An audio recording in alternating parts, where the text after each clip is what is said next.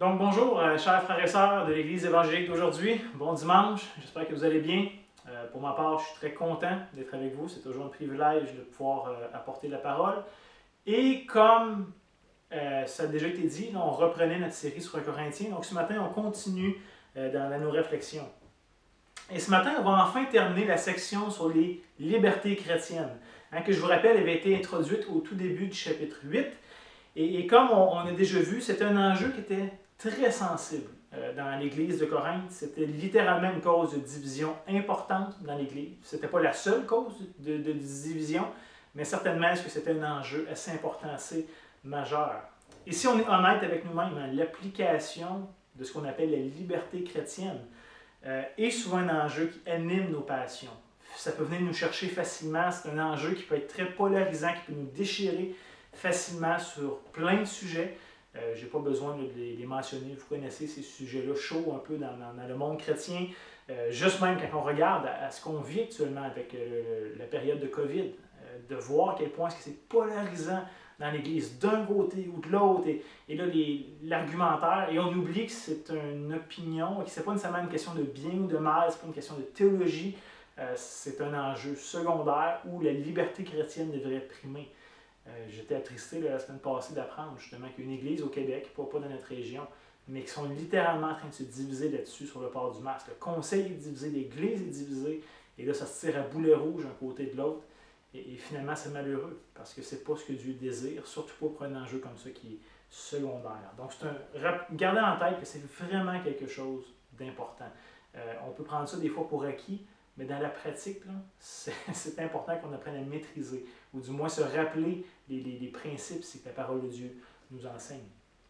Donc, malgré que nous, aujourd'hui, on ne se divise plus au sujet de la viande sacrifiée aux idoles, vous savez, on n'a plus de temple d'idoles et tout, mais ce n'est plus vraiment dans nos mœurs ou dans notre culture.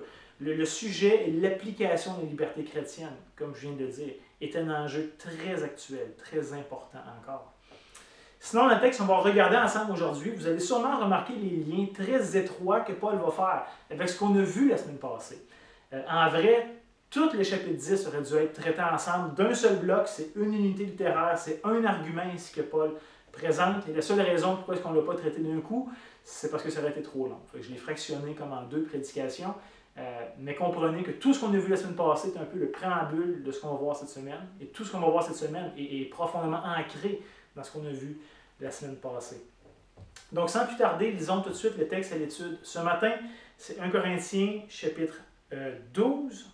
Et en vrai, c'est 1 Corinthiens chapitre 16. On va commencer au verset 12, juste pour se mettre un petit peu dans le bain, se rappeler un peu de la transition que Paul a faite avec ce qu'on a vu la semaine passée. Donc, on va lire de 1 Corinthiens 10, 12 à 1 Corinthiens 11, 1. Donc, si vous avez vos Bibles à la maison, je vous invite à tourner, à pouvoir lire le texte avec moi, mettez ça sur pause, puis lisez-le quand vous allez avoir tourné. Mais sinon, je vous en fais la lecture. Paul va dire ceci. Ainsi donc, celui qui se croit être debout, prenne garde de tomber. Aucune tentation ne vous est survenue qui n'ait été humaine. Et Dieu qui est fidèle ne permettra pas que vous soyez tentés au-delà de vos forces, mais avec la tentation, il préparera aussi le moyen d'en sortir, afin que vous puissiez la supporter. C'est pourquoi, mes bien-aimés, fuyez l'idolâtrie. Je parle comme à des hommes intelligents. Jugez vous-même de ce que je dis. La coupe de bénédiction que nous bénissons, n'est-elle pas la communion au sang de Christ? Et le pain que nous rompons, n'est-il pas la communion au corps de Christ? Puisqu'il y a un seul pain, nous qui sommes plusieurs, nous formons un seul corps, car nous participons tous à un même pain. Voyez les Israélites dans la chair, ceux qui mangent les victimes, ne sont-ils pas en communion avec l'autel? Que dis-je donc? Que la viande sacrifiée aux idoles est quelque chose? Ou qu'une idole est quelque chose? Non, nullement. Je dis que ce qu'on sacrifie, on le sacrifie à des démons et non à Dieu. Or, je ne veux pas que vous soyez en communion avec les démons. Vous ne pouvez boire la coupe du Seigneur et la coupe des démons. Vous ne pouvez participer à la table du Seigneur et à la table des démons. Voulons-nous provoquer la jalousie du Seigneur? Sommes-nous plus forts que lui? Tout est permis, mais tout n'est pas utile. Tout est permis, mais tout n'édifie pas. Que personne ne cherche son propre intérêt, mais que chacun cherche celui d'autrui. Mangez de tout ce qui se vend au marché, sans vous enquérir de rien par motif de conscience, car la terre est au Seigneur et tout ce qu'elle renferme. Si un non-croyant vous invite et que vous vouliez aller, mangez tout ce qu'on vous présentera, sans vous enquérir de rien par motif de conscience. Mais si quelqu'un de vous dit « Hey, ça ici, ça a été offert en sacrifice », n'en mangez pas, à cause de celui qui a donné l'avertissement et à cause de la conscience. Je parle ici non de votre conscience, mais de celle de l'autre. Pourquoi en effet ma liberté serait-elle jugée par une conscience étrangère? Si je mange avec action de grâce, pourquoi serais-je blâmé au sujet d'une chose dont je rends grâce? Soit donc que vous mangiez, soit donc que vous buviez, soit que vous fassiez quelque autre chose, faites tout pour la gloire de Dieu. Ne soyez en scandale ni aux Grecs, ni aux Juifs, ni à l'Église de Dieu. De la même manière que moi aussi je m'efforce en toutes choses de complaire à tous, cherchant non mon avantage, mais celui du plus grand nombre, afin qu'ils soient sauvés. Soyez mes imitateurs, comme je le suis moi-même de Christ. Donc on a un très beau texte ce matin. C'est un peu la conclusion aussi que Paul va amener sur ce sujet-là. Mais premièrement, j'aimerais vous faire rappeler rapidement que ce que Paul avait commencé à faire la semaine passée. Paul, essentiellement, voulait mettre les Corinthiens en garde en utilisant les exemples du peuple juif. Lorsque Dieu les a délivrés d'Égypte et qu'il les a amenés dans le désert vers la terre promise, vous vous rappelez, Paul donnait comme 4 exemples de jugement que Dieu leur a donné suite à leur désobéissance, leur incrédulité, leur endurcissement. Et l'argument de Paul, c'était le suivant. Si Dieu a délivré son peuple d'Égypte, mais qu'il ne l'a pas épargné de jugement, lorsque ce peuple-là a péché, lorsque ce peuple-là s'est endurci contre lui, eh bien, ne pensez pas que l'Église va être épargnée du jugement aussi. Si on commet les mêmes péchés volontairement, si on se laisse aller, si on diminue les standards de Dieu, pensez pas que l'Église est hors d'atteinte si le peuple de Dieu de l'Ancien Testament a aussi connu le jugement pour ses péchés. Alors, finalement, c'est un rappel, c'est que Dieu est saint, que Dieu ne change pas, que ses attentes envers son peuple ne changent pas, et qu'on ferait donc bien d'y porter attention et de ne pas les négliger. Ce n'est pas parce qu'on a reçu la grâce de Dieu qu'on peut maintenant vivre comme on veut. C'est un thème qu'on a revu assez souvent la semaine passée. Mais au contraire, le fait d'avoir été choisi par Dieu, d'avoir été appelé par lui pour former son peuple, pour faire partie de sa nouvelle famille, de cette nouvelle création qu'elle allait faire, ça devrait nous amener à être extrêmement reconnaissants. Ça devrait nous faire réaliser qu'il y a une manière de vivre dans le peuple de Dieu. S'il nous a adoptés dans sa famille, il y a les règles de la famille. On n'est pas libre de faire ce qu'on veut, comme on veut. Mais les chrétiens de Corinthe, eux, se croyaient sages, se croyaient matures, se croyaient au-dessus de ça. Ils se croyaient immunisés contre le jugement de Dieu, contre le déplaisir de Dieu, alors qu'ils étaient en réalité complètement aveuglés à leurs propres conditions spirituelles. Ils se surévaluaient, ils se pensaient bien meilleurs, bien plus matures que ce qu'ils étaient réellement. Et aussi sur le fait que Dieu était déjà en train de juger au milieu d'eux, qui jugeait leur immaturité, leur ouverture, leur tolérance face au péché. On l'a vu déjà le printemps passé, et on va le voir, je pense, dans 2 semaines ou 3 semaines, très clairement, où Paul va affirmer que Dieu a fait un jugement dans cette Église-là, parce qu'il prenait à la légère ce que Dieu leur demandait. Et donc, c'est exactement ici, pour cette raison, que Paul voulait avertir, voulait exhorter les croyants de Corinthe, avec des exemples ici tirés du vécu d'Israël. Et Paul va conclure en disant que celui qui est debout prenne garde de tomber. C'est quand on se pense hors d'atteinte que le danger est le plus grand. C'est lorsqu'on pense qu'on est rendu et qu'il n'y a plus de danger pour nous, qu'on est le plus en danger. Parce que là, on ne fait plus attention, on ne veille plus, on n'est plus en alerte. Et donc, on pourrait se faire surprendre. C'est ce que Paul ici veut leur dire. Et comme on l'a vu, Paul ici va conclure cette section-là en exhortant ouvertement les Corinthiens à fuir l'idolâtrie. Parce que je vous rappelle, ici dans le contexte, c'est en rapport avec les temples païens, avec la viande sacrifiée aux idoles. Et à Corinthe, il y avait une grande confusion sur comment est-ce qu'un chrétien devrait interagir avec ces lieux-là de temples païens. Comment est-ce qu'un chrétien devrait interagir avec la viande sacrifiée aux idoles, avec les rituels, les cultes, la culture ambiante. Comment est-ce qu'on fait? Il y avait des Corinthiens qui disaient, nous autres, on se retire de tout. Et Paul dit, c'est pas la bonne façon de faire. D'autres chrétiens disaient, nous autres, on reste pareil comme avant, c'est juste que maintenant on a Jésus. Et Paul dit, non, c'est pas non plus la bonne manière. Comme si l'avertissement d'Israël n'avait pas déjà été assez clair, comme on a vu la semaine passée, Paul va enchaîner, c'est avec un dernier argument. Il va plaider avec eux sur ce sujet-là une dernière fois pour conclure cette épineuse question de la liberté chrétienne. Et le but de Paul en faisant ça, c'est de ramener l'unité dans l'Église. Oui, il les enseignait un principe saint qui vient de Dieu et les attentes de Dieu. Mais ce qu'il voulait voir produire dans l'Église, c'était une unité, une humilité, un amour les uns pour les autres qui allait être capable de leur permettre de vivre l'Évangile. Et comme vous l'avez sûrement remarqué ici au verset 16 et 17, Paul va délibérément faire référence au repas du Seigneur. Il va parler de la coupe que nous prenons, que nous bénissons. Il y a du sang de Christ et du corps, du pain qui représente le corps de Christ. Donc, clairement, il va vouloir faire un parallèle avec le repas du Seigneur. Et d'ailleurs, il va le traiter plus en détail dans le chapitre 11. Donc, je pense que Paul est en train de faire une transition aussi entre un sujet, qui était la viande sacrifiée aux idoles, la relation au temple, la liberté chrétienne, et tranquillement, il va faire un tremplin vers la table du Seigneur qu'il veut adresser dans le prochain chapitre. Et Paul, essentiellement ici, va affirmer que la coupe représente le sang de Jésus qui a été versé pour nous. Il n'y a pas grande surprise, on est habitué avec ça, avec cette image-là. Mais Paul va dire que ce sang-là nous permet d'être en communion directement avec Jésus. Donc, au-delà de juste un simple mémorial ou un souvenir qui nous rappelle ce que Jésus a fait, Paul dit qu'il y a une efficacité spirituelle ici, dans la scène. Ça nous unit à Christ d'une façon spéciale, d'une façon spirituelle. Et par la suite, Paul va parler du pain qui est rompu, qui représente évidemment le corps de Christ, avec lequel, encore une fois, nous avons une communion particulière. Et je pense que c'est intéressant. J'ai vu ça dans le texte cette semaine en l'étudiant, et je trouve assez intéressant que Paul présente l'ordre des éléments de la scène à l'envers. Et je pense que c'est assez significatif. Vous savez, Jésus a instauré la scène en prenant premièrement le pain, et à la fin du repas, il a pris la coupe et il a expliqué la signification de tout ça.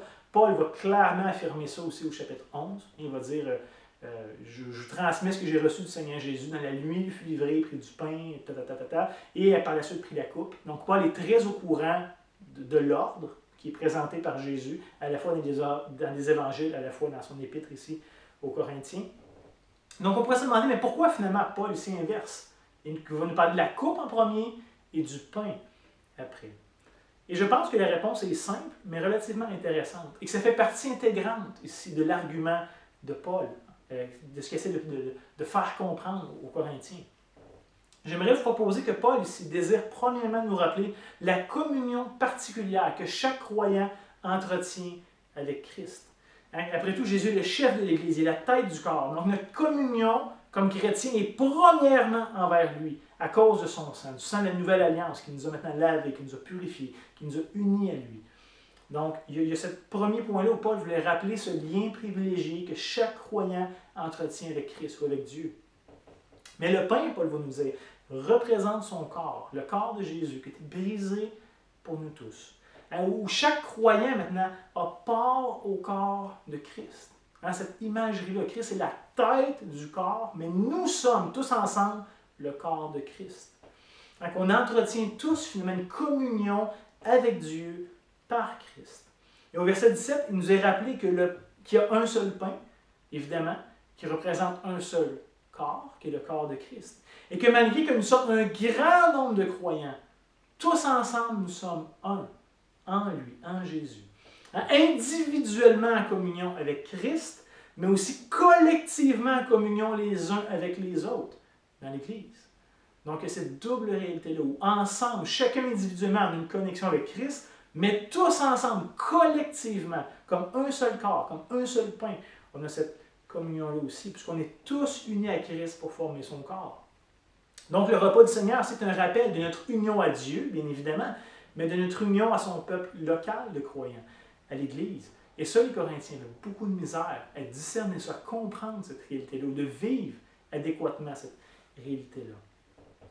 Donc, lorsqu'on prend les éléments de la scène, ça proclame notre union spirituelle à Christ, mais aussi notre union, notre unité physique, ici-bas, dans ce monde, les uns envers les autres.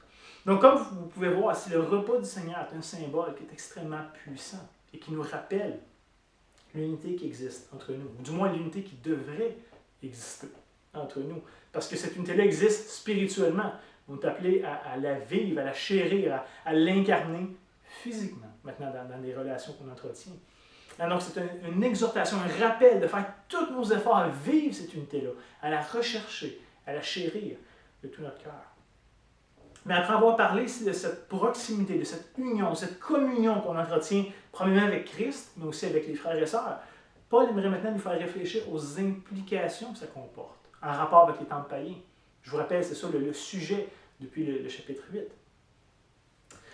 Parce que comme on a dit à plusieurs reprises jusqu'à maintenant, la grâce de Dieu à notre égard, le salut qu'il nous a donné, ne nous donne pas le droit, ne nous donne pas un passeport pour faire ce qu'on veut. Ça ne donne pas un droit de pécher, au contraire. La réalité, c'est que des choses qu'un chrétien devrait s'abstenir justement parce que c'est un chrétien. C'est pas vrai de dire qu'on a le droit de tout faire parce qu'on est chrétien. Il y a des choses qu'on devrait ne pas faire explicitement parce qu'on est chrétien. Et je pense qu'on a besoin de se rappeler ce principe-là régulièrement. Surtout dans une société comme la nôtre qui définit terriblement mal la liberté. On a une mauvaise compréhension, une mauvaise conception souvent de la liberté qui nous vient de la société et qui est un danger si on essaie d'importer cette définition-là dans l'Église, parce que ce n'est pas celle que Dieu donne, ce n'est pas celle que les Écritures nous présentent. Et pour ce faire, Paul, encore une fois, va faire un parallèle avec le peuple juif. Il veut essayer de nous faire saisir les liens qu'il veut nous présenter. Alors, comme il le dit au chapitre 8, les idoles, c'est-à-dire, excusez, mauvais paragraphe, où est-ce qu'on en était? Donc, c'est ça, il veut nous faire un parallèle ici avec le peuple juif. Parce qu'après tout, lorsque les Juifs mangeaient, eux, le sacrifice qu'ils venaient d'offrir à Dieu au temple, hein, ils étaient essentiellement en train de communier avec Dieu. Parce que le but des sacrifices, dans l'Ancien Testament, il y avait des sacrifices de communion, des sacrifices d'action de grâce, des sacrifices d'expiation. Mais dans tous les cas, c'était pour connecter avec Dieu. On venait au temple où Dieu avait fait résider sa présence, où son nom habitait, et finalement, on venait rencontrer Dieu à travers le sacrifice et à travers le temps qu'on avait de manger le sacrifice en famille ou en communauté. Donc, si Paul est en train de dire, de la même manière, les païens, eux, lorsqu'ils sacrifient dans leur temple d'idoles, dans le temple des faux dieux, sont en communion avec les fausses divinités. Si c'était vrai que les Juifs étaient en communion avec Dieu lorsqu'ils sacrifiaient au temple, eh bien, Paul est en train de dire, est-ce que c'est aussi vrai que les païens sont en communion avec leur divinité s'ils sacrifient dans le temple de ces divinités-là?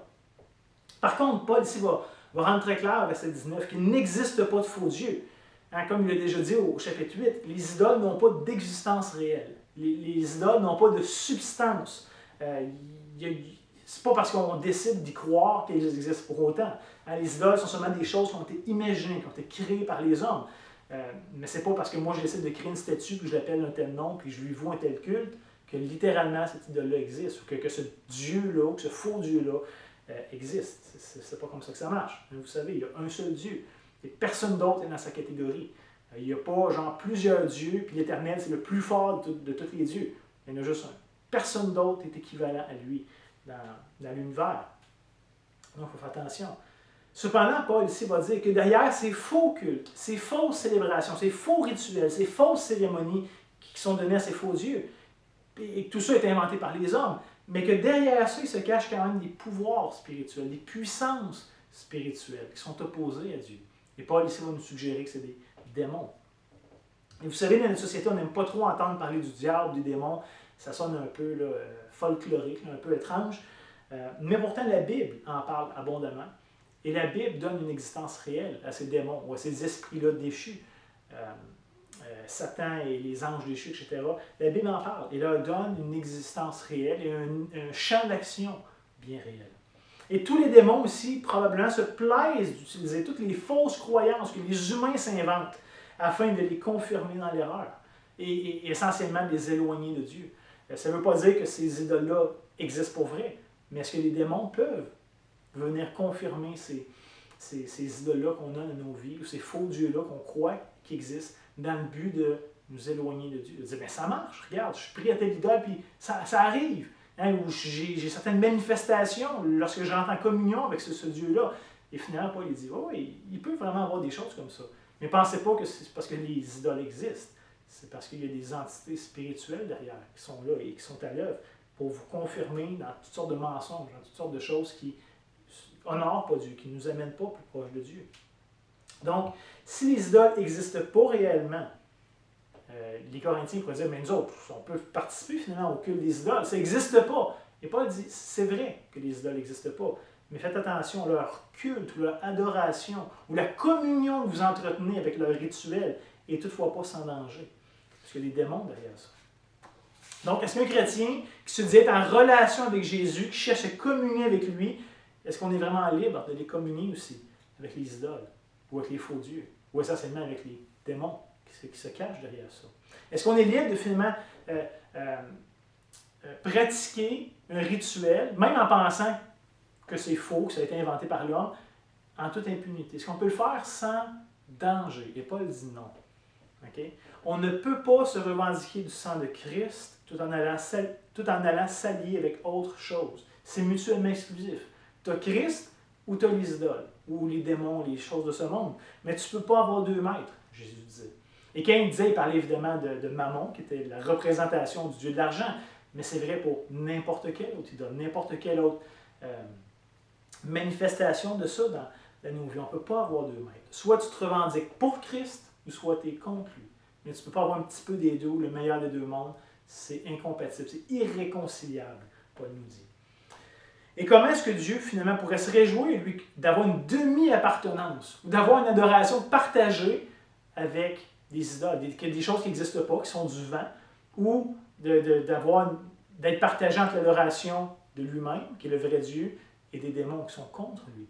Et Paul va dire, non, ça ne marche pas. Si on est à Dieu, on lui appartient entièrement, ou on ne lui appartient pas du tout. Il n'y a pas comme un entre-deux. Après tout, la crainte, la sagesse, c'est-à-dire, est le commencement de la crainte de Dieu. Hein, c'est ce que la Bible ici nous enseigne. Et comment est-ce qu'on peut craindre Dieu tout en cherchant à s'unir aux esprits qui s'opposent à lui, qui s'opposent à son règne, qui s'opposent à son royaume, qui s'opposent à sa vérité?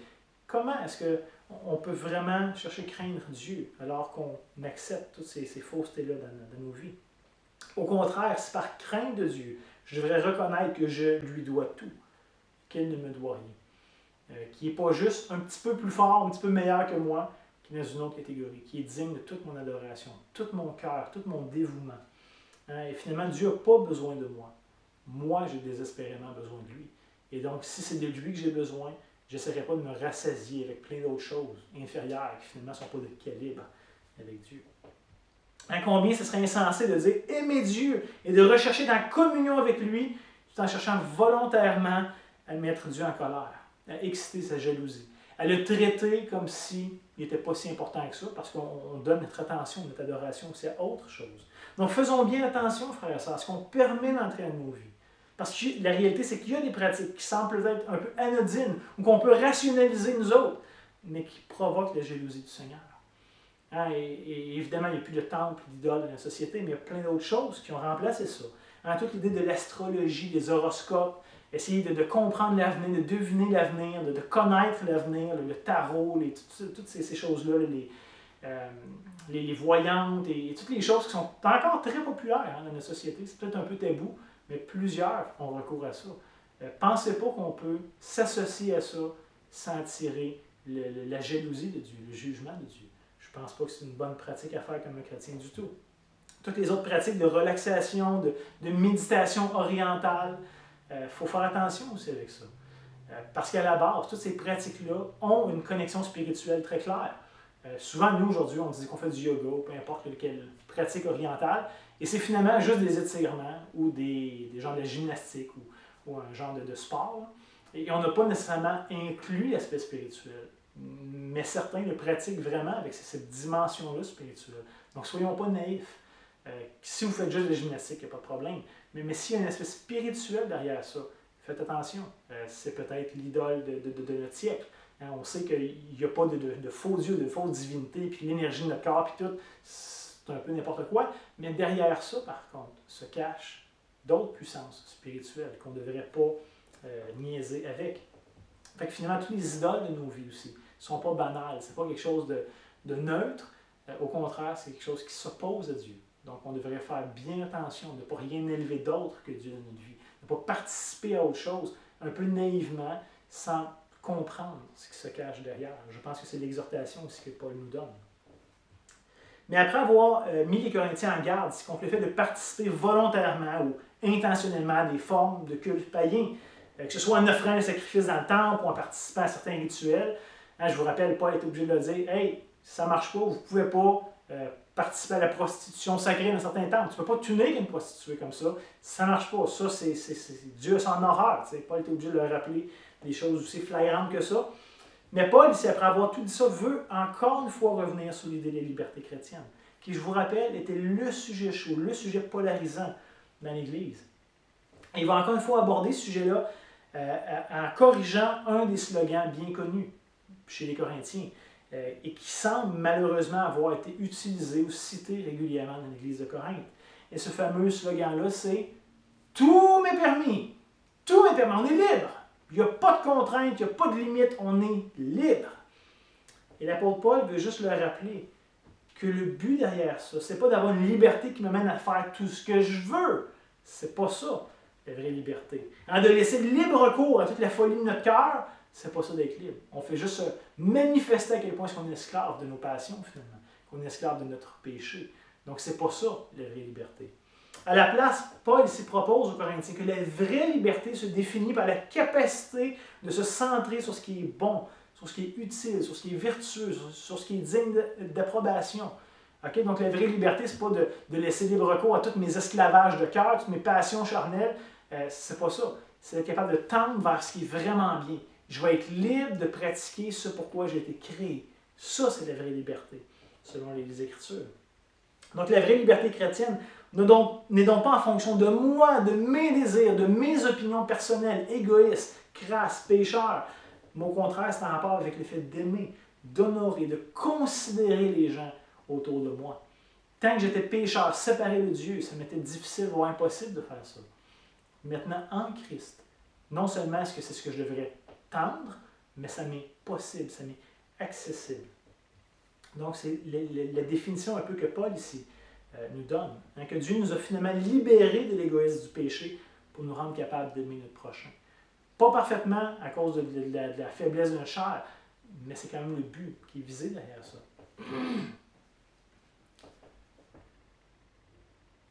Et je pense ici que le verset 24 va jouer un rôle clé dans l'argument que Paul donne ici sur les libertés chrétiennes. Laissez-moi vous relire le verset 24. Il va dire que personne ne cherche son propre intérêt, mais que chacun cherche celui d'autrui. Voici le vrai principe derrière les libertés chrétiennes. Donc, nous sommes libres, Paul va dire un peu plus loin, de manger absolument tout ce qui est disponible au marché. Okay? Peu importe si tu es sacrifié une idole ou pas, ou d'où est-ce que ça vient, Paul dit ça n'a pas d'importance. Le chrétien n'a pas besoin d'être scrupuleux et de poser des questions à n'en plus finir, ou de pratiquer ou de respecter certaines lois, certaines restrictions alimentaires. Okay? Fait à moins que tu n'aimes pas ça, mange-en pas, à moins que tu sois allergique, mange-en pas, mais sinon, tu es libre. Vas-y, laisse-toi aller. Hein? N'oublions pas que tout ce que Dieu a créé est bon et que rien ne devrait être méprisé. Okay? Donc, tout ce qui fait partie de cette création est bon et devrait être profité adéquatement. Donc, si un chrétien a la liberté d'aller où il veut et de manger tout ce qu'on va lui présenter sans problème, sans motif de conscience. Hein, vous vous rappelez sûrement du principe que Paul nous présentait au chapitre 9. Il va dire « Je me fais tout à tous afin d'en sauver quelques-uns. » Tout à tous. Paul, volontairement, il essayait de faire bien attention à ne pas élever aucun obstacle inutile entre lui et son prochain. Pas d'un obstacle culturel, pas un obstacle de préférence ou d'opinion, quoi que ce soit. Paul se moulait à l'autre pour pouvoir le gagner à Christ. Au contraire, il cherche à s'adapter autant que faire se peut pour pouvoir présenter l'Évangile à tout le monde, librement, en n'élevant aucun obstacle, aucune difficulté qui pourrait empêcher quelqu'un d'entendre et de comprendre l'Évangile. Et frères et sœurs, je pense qu'il nous faut absolument chercher à appliquer ce principe-là dans nos vies. Je ne suis pas convaincu qu'on est toujours en train de se faire tout à tous, volontairement, parce qu'on est encore tellement en amour avec nous-mêmes, tellement en adoration de nous-mêmes. Mais il faut appliquer ce principe-là, mais le faire d'une manière sage. Parce que, comme dans tous les autres domaines, je pense qu'il y a un danger de s'égarer dans deux extrêmes. Pour chaque bonne chose, on peut errer d'un côté ou de l'autre, parce qu'on n'est pas des êtres d'équilibre. Et donc, il faut veiller sur nous-mêmes. Premièrement, c'est que remarquons que Paul n'utilise jamais ce principe-là pour justifier le péché. Jamais. Par exemple, quand je travaillais sur la construction il y a quelques années, Ça arrivait des fois un soir où les gars voulaient aller quelque part pour prendre une bière, puis jaser, puis avoir un temps ensemble. Et souvent, ils m'invitaient. Et puis ils disaient, hey, puis viens-tu, ça te tente-tu? Et dans la grande majorité des temps, je disais oui, à moins que j'ai quelque chose d'autre de prévu, quoi que ce soit, j'allais avec eux. Et c'était le fun, parce que ça me permettait de passer du temps avec eux, de discuter avec eux dans un cadre un peu informel, de choses qu'on n'a pas vraiment le temps de jaser sur un chantier. Ça me permettait, eux, de me poser des questions, trouver ça bizarre, pourquoi tu étudies en théologie, pourquoi tu veux être pasteur, tu crois-tu vraiment en Dieu, as-tu des preuves de ça? Fait qu'on avait vraiment des bonnes discussions, vraiment des bonnes réflexions.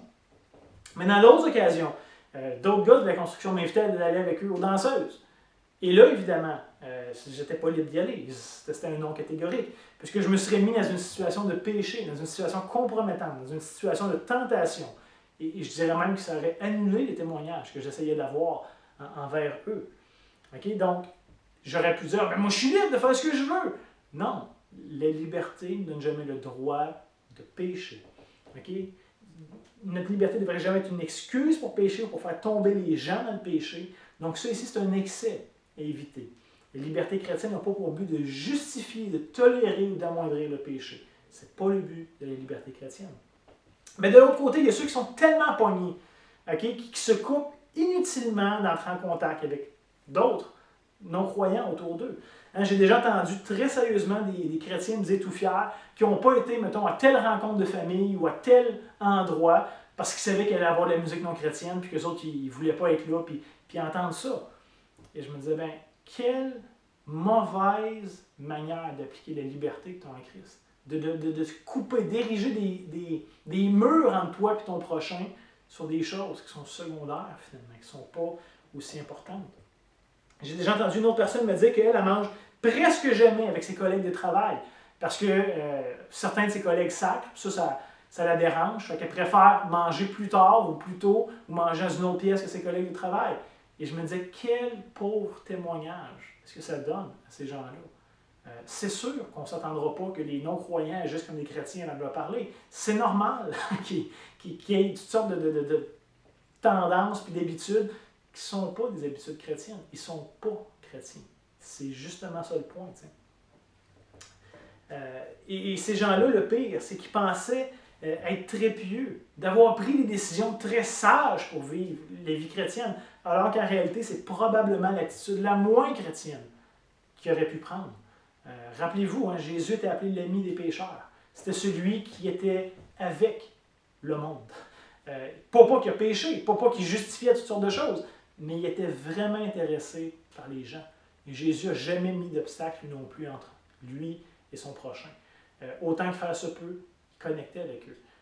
Et je pense que c'est tout un exemple pour nous, tout un avertissement ou un encouragement à considérer. La réalité ce matin, c'est que quelques-uns parmi nous avons besoin d'apprendre à être peut-être plus ouverts dans l'exercice de la liberté chrétienne et de vraiment découvrir ou d'appliquer la grande liberté que Christ nous a acquise pour le bien des autres. Mais la réalité, c'est que d'autres parmi nous avons besoin peut-être d'être plus sages en rapport avec l'utilisation de la liberté chrétienne et de ne pas justifier ou tolérer le péché ou le vice dans nos vies au nom de la liberté. Donc voyez-vous, il y a vraiment un équilibre ici à avoir qui n'est pas toujours facile ou qui n'est pas toujours évident parce qu'on va toujours avoir tendance à glisser plus vers d'un côté ou de l'autre. Il y en a qui vont vouloir être trop pognés, trop serrés, puis d'autres vont vouloir être trop larges, puis trop lousses. Et dans les deux cas, ce n'est pas ça la liberté chrétienne, mais une nuance équilibrée entre les deux. Donc, c'est ça. C'est pas toujours facile, mais c'est ce qu'on devrait viser quand même. Et la réalité, c'est que ce n'était pas différent pour nos frères et sœurs de l'Église de Corinthe. Certains d'entre eux avaient besoin d'apprendre que la liberté ne leur donne pas le droit de pratiquer certains rituels païens. Ils ont été trop loin avec leur liberté. Mais d'autres avaient besoin d'apprendre que Dieu ne les appelait pas à se couper complètement de la société, de la culture, du monde autour d'eux, et qu'au contraire, Dieu les appelait à être capables d'incarner l'Évangile dans leur société, dans leur culture. C'était le problème de Corinthe, et c'est notre problème encore aujourd'hui comme chrétiens. Mais, tout ceci étant dit, comme le passage de ce matin le dit clairement, Paul va affirmer qu'on peut librement manger de tout jusqu'à ce qu'un frère faible dans sa conscience nous exprime ses réserves. Là, je vais vous lire le verset 28. Paul va dire, si quelqu'un vous dit, je vais lire 27 aussi avant, 27 nous dit, si un non-croyant vous invite, que vous vouliez aller manger, que vous vouliez aller, mangez de tout ce qu'on vous présentera, sans vous enquérir de rien, par motif de conscience. Mais, si quelqu'un vous dit, « Hey, ça ici, ça a été offert en sacrifice », n'en mangez pas, à cause de celui qui a donné l'avertissement et à cause de sa conscience. Donc, bien évidemment, celui qui fait la remarque ici, c'est certainement pas un païen.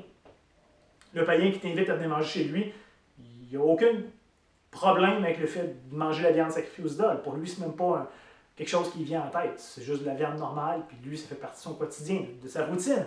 Au contraire, dans le contexte, c'est la personne qui met en garde ou qui avertit contre ça. Il s'agit d'un chrétien faible, qui ne se sent pas libre dans sa conscience, qui se sent restreint dans sa conscience. Et dans cette éventualité-là, Paul est catégorique. Qu'est-ce qu'on devrait faire? On devrait s'abstenir d'en manger. Pas parce que l'action en elle-même est mauvaise, pas parce que ma conscience est détraquée ou que ma conscience n'est pas bonne, et pas parce que je ne suis pas libre de le faire. C'est pas ça le point. Mais dans ce cas bien précis, je devrais m'abstenir de tel aliment, de telle action par considération, par amour pour mon frère, pour ma soeur, et par amour pour Christ, pour le Seigneur pour lequel il est mort, pour les enfants pour lesquels il est mort. Donc, ce n'est pas que je donne raison à l'autre qu'une conscience faible, c'est pas ça le point, mais c'est que pour l'instant, il n'est pas capable de monter la marche pour venir où est-ce que moi je suis dans mon exercice, dans ma compréhension de l'Évangile et de la liberté à laquelle Christ m'appelle. Fait que plutôt que de le contraindre, de le forcer à monter jusqu'à moi, parce qu'il n'est pas capable de le faire, eh bien, c'est à moi de descendre jusqu'à lui et de l'aider peut-être à progresser, mais jusqu'à temps qu'il ait monté la marche avec moi, de par amour, descendre jusqu'à lui. Un peu comme Christ a fait. Il ne nous a pas demandé de monter jusqu'à lui, mais il est venu comme l'un des nôtres, nous donner la capacité d'être comme lui. Hein, vous savez comme moi, il arrive des fois dans la vie où il y a des situations qu'on ne sait pas trop quoi faire, pas trop comment réagir. La vérité, c'est que la liberté chrétienne, ce n'est pas noir ou blanc. Sinon, il n'y aurait pas besoin, il n'y aurait pas jamais de conflit, ce serait toujours clair qu'on le fait ou qu'on ne le fait pas. Mais souvent, c'est gris. Et plusieurs zones de gris dans tout ça. Parfois, ça se peut qu'une partie de nous, en rapport avec une action, une possibilité, on se sente à l'aise, puis on se dit, ben c'est correct, j'ai le droit, dans ma conscience de ce que je connais de Dieu, des Écritures, il n'y a rien qui m'empêcherait de faire telle chose. Mais qu'en même temps, il y a une autre partie de nous qui exprime un petit doute. Puis là, on dit, ah, je le fais-tu, je le fais-tu pas, c'est pas facile. Et un des événements qui peut nous aider à naviguer dans ces zones grises, c'est ce que Paul va nous dire ici. C'est de se demander, est-ce que je suis capable de faire cette chose-là, la gloire de Dieu? Est-ce que je suis à l'aise de remercier Dieu ouvertement, explicitement pour la chose ou l'action que je m'apprête à faire? Hein, il va dire, faites toutes choses pour la gloire de Dieu. Si la réponse c'est non, non, je ne pense pas être à l'aise de pouvoir remercier Dieu, glorifier Dieu pour ça, il me semble qu'il y a de quoi qui serait malsain là-dedans, eh bien, je pense qu'il serait simplement plus sage de s'abstenir de la chose. Même si la chose peut être bonne en soi, qu'il n'y a rien de mal là, mais si dans votre conscience, vous n'êtes pas capable de le faire en toute liberté devant Dieu, en toute joie, en action de grâce devant Dieu, vous êtes peut-être mieux de ne pas le faire. Mais au contraire, si ma conscience est à l'aise avec le fait de pratiquer la chose à la gloire de Dieu, eh bien, on devrait le faire avec action de grâce. Tout ce qu'on fait, parce qu'on souvent on fait la distinction entre les choses spirituelles et physiques, mais la réalité, c'est que tout ce qu'on fait dans le monde physique a un impact spirituel. Et tout ce qu'on fait dans le monde spirituel a un impact sur notre physique. Fait qu'on devrait tout faire, tout le temps, pour la gloire de Dieu, même des choses aussi banales que manger ou boire, comme Paul nous dit ici. Tout devrait être fait avec la gloire de Dieu, mais tout en considérant les autres que ça pourrait affecter. Parce que ma liberté ne me donne pas le droit de tout faire ou d'imposer aux autres. Mais voici ce que Paul va dire, par exemple, en Romains 14, au versets 5 et 6. Il va dire, tel fait une distinction entre les jours, tel autre les estime tous égaux. Et là, on sait souvent que les Juifs, eux, voyaient le sabbat comme spécial, ou d'autres jours, d'autres fêtes. Et Paul dit, un fait une distinction entre les jours, d'autres pensent qu'ils sont tous pareils, que chacun ait en son esprit une pleine conviction. Celui qui distingue les jours agit ainsi pour le Seigneur. Celui qui mange, c'est pour le Seigneur qu'il mange, et il rend grâce à Dieu. Celui qui ne mange pas, c'est pour le Seigneur qu'il ne mange pas, il rend grâce à Dieu. Fait que les deux font deux choses très différentes, ils font deux choses très opposées, et les deux le font pour la gloire de Dieu. Ils le font avec une conviction que c'est la meilleure chose pour eux, d'aimer Dieu, de rendre gloire à Dieu. Donc l'important, ce n'est pas de chercher notre intérêt ou ce qu'on pense des choses, mais de rechercher la la gloire de Dieu, l'honneur de Dieu, l'avancement de Dieu dans nos vies, dans le monde. Fait que dans le fond, c'est le principe que Paul martèle depuis maintenant 3 chapitres, c'est de tout faire en notre pouvoir pour ne pas scandaliser personne. Mais au contraire, de tout faire ce qui nous est accessible pour rendre l'Évangile disponible au plus grand nombre. De gagner le plus de gens. C'était ce qui attisait, ce qui motivait Paul à faire ces choix-là, de mettre de côté joyeusement ses libertés, ses droits, afin que plusieurs puissent venir à la connaissance de Christ. Vous vous rappelez, Paul va dire avec les Juifs, il était comme un Juif. Il était sous la loi. Mais il prend le temps de le dire. Pas que je suis sous la loi. Christ m'a affranchi de la loi. Fait que malgré que je ne suis pas sous la loi, je me remets volontairement sous la loi pour gagner les Juifs. Avec les païens, j'agis comme quelqu'un qui est sans loi. Mais ça ne me donne pas le droit de tout faire. Il va dire, je suis quand même sous la loi de Christ. Fait que je ne suis pas libre d'aller dans le péché, de tolérer des choses qui ne sont pas tolérables. Mais avec les païens, je vais tout faire pour les gagner, dans la mesure du possible. Il va aussi dire, avec la grande liberté que Paul avait en Christ, il s'assurait de ne pas blesser aucun frère, aucune sœur bien-aimée. Donc avec les Juifs d'une certaine manière, les païens d'une certaine manière, dans l'Église, en considérant les autres aussi. Donc Paul avait ce souci, cette sensibilité dans tous les domaines de sa vie, toutes les relations qu'il pouvait entretenir. Et encore une fois, Paul ici nous invite avec empressement à imiter son exemple, à avoir la même attitude, la même passion, à la fois pour les âmes perdues qui ont besoin d'être gagnées à Christ, mais à la fois pour les frères et sœurs qui sont déjà croyants et qui ont besoin d'être pris soin, d'être aimés, d'être honorés, d'être élevés par nous, d'avoir cette même sensibilité pour le corps de Christ. Et c'est facile ici de comprendre, de vivre le principe de la liberté chrétienne lorsque c'est un sujet qui ne nous touche pas trop. On pourrait tous se mettre d'accord pour les viandes sacrifiées aux idoles et ça ne changerait rien dans l'Église parce que ce n'est pas un enjeu actuel. Par contre, vous savez, c'est autre chose d'être prêt à vivre la liberté chrétienne envers mon prochain lorsque ça me coûte personnellement de faire ça. Là, c'est une autre histoire. C'est le même principe, mais ce n'est pas la même game, on dirait. Alors, lorsque ça touche un sujet sensible pour moi, c'est complètement différent. Et je vous dirais que c'est là ici le vrai test à savoir, est-ce que je suis vraiment mort à moi-même? Est-ce que j'aime vraiment mon frère ou ma soeur? Est-ce que je les considère vraiment comme au-dessus de moi? Est-ce que vraiment l'Évangile a produit un fruit mature dans ma vie? C'est là qu'on devrait se poser ces questions-là. Et si on se rend compte que ce n'est pas le cas, j'aime honnêtement pas mes frères et mes sœurs comme je devrais les aimer. Je m'aime beaucoup plus, puis mes droits, mes libertés, je les aime beaucoup plus qu'eux. Je me rends compte que non, je ne suis pas prêt à vivre le prix de l'Évangile, que je ne suis pas mort à moi-même, au contraire, je suis encore tellement vivant pour moi-même. Si on se rend compte de ça, ce n'est pas la fin du monde. Mais ce que ça devrait nous amener à réaliser, c'est qu'au lieu de revendiquer mes droits, mes libertés au détriment des autres, ça devrait peut-être plus nous amener à genoux pour confesser ces attitudes-là dans nos cœurs, de confesser notre égoïsme, de confesser notre manque d'amour, de confesser notre réticence à vivre pleinement les implications de l'Évangile, de crier à Dieu et de lui demander « Aide-moi à mourir à moi-même ». C'est tellement pas naturel, c'est tellement pas là.